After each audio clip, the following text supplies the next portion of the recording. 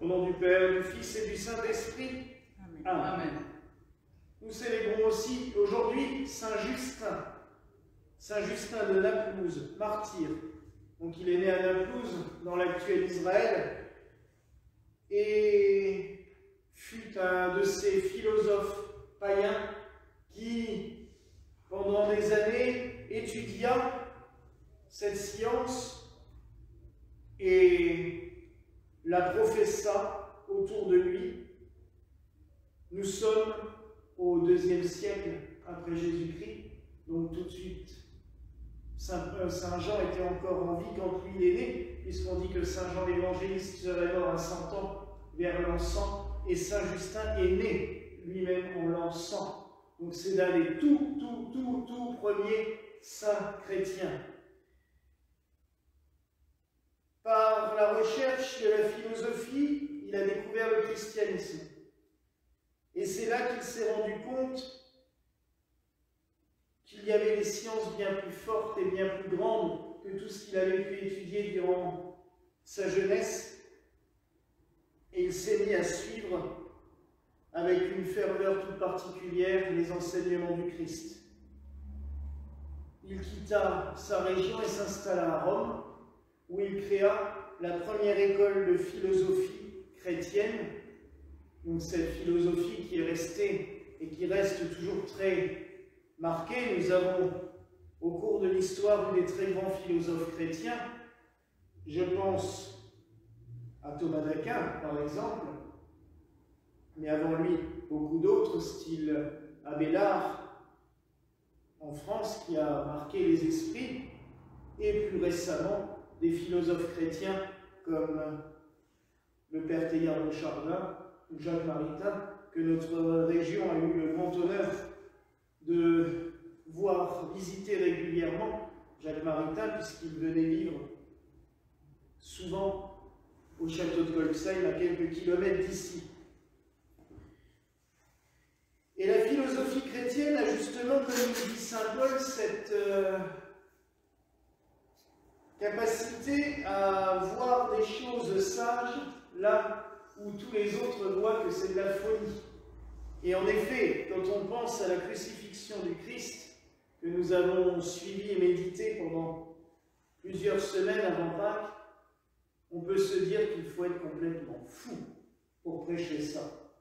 Prêcher la croix du Sauveur, c'est être complètement dingue pour beaucoup. De se dire, mais qu'est-ce qu'ils racontent ces gens-là? Ils prêchent la mort d'un homme sur une croix. Ils prêchent son sang versé. Il est vrai que si on met ça en rapport avec la sagesse humaine, on se dit, oui, il faut être complètement fou. Et pourtant, nous le savons par la joie de la résurrection et par cette lumière du cierge pascal qui brille devant l'autel, que prêcher la mort du Christ, c'est surtout prêcher la vie, prêcher la résurrection. Et la croix n'est plus un symbole de torture. La preuve dans notre liturgie gallicane, le Christ n'est pas mort sur la croix, mais la croix est un instrument de gloire, j'allais dire. Elle est brillante, elle est rayonnante, car la croix est devenue le symbole de la victoire. Et c'est pour cela aussi que nous marchons quand il y a une procession avec la croix en tête. Nous suivons la croix comme symbole de victoire et de résurrection. Alors oui, mes frères et sœurs, Saint Justin fut sans aucun doute un fou. Un fou pour tous ceux qui n'ont pas compris la sagesse de Dieu dans la Sainte Croix, la sagesse de Dieu dans la mort du Christ. Saint Justin s'est opposé d'ailleurs à l'empereur romain Antonin et aux différents sénateurs de Rome qui ne comprenaient pas du tout ce dont il parlait. Il se disait, c'est un dingue. Il s'est opposé à eux et il a versé son sang, comme le Christ, pour défendre sa foi. C'est Le martyr chrétien, c'est le renouvellement du sacrifice du Christ, mais dans notre propre chair. Saint Justin a souffert de la passion du Christ dans sa chair, en allant vers le martyr, et nous sommes toutes et tous appelés à cela aussi. Combien de fois l'on nous martyrise quand on nous dit « Tu me saoules avec ton église, tu me saoules avec ta foi, c'est n'importe quoi, mais t'es dingue de passer ton temps à l'église ou à la messe. » Et pourtant, nous on sait que c'est la sagesse, mais pour les autres c'est la folie. Mais je suis heureux d'être un fou dans ces cas-là. Et comme disaient les frères orthodoxes quand il y avait des gens qui passaient pour fous, on est des folles en Christ. Oui, on est fous pour le Christ. Et ça, c'est le principal. Mais Saint Justin a payé de son sang. Il a versé son sang. Et nous, des fois, par ces petites attaques qu'on subit, on est aussi un petit peu martyr. Je me souviens de Monseigneur Brandt, ancien archevêque de Strasbourg, quand il est venu bénir les cloches à Sainte-Thérèse à Wiesbaden. J'étais avec mon ami catéchiste, Karen, un meilleur ami, et il est venu nous voir. Et le curé Aubrecht, dont on célébrera l'anniversaire de la mort après-demain, nous a présenté, il a dit c'est mes deux catéchistes, mes deux seuls catéchistes.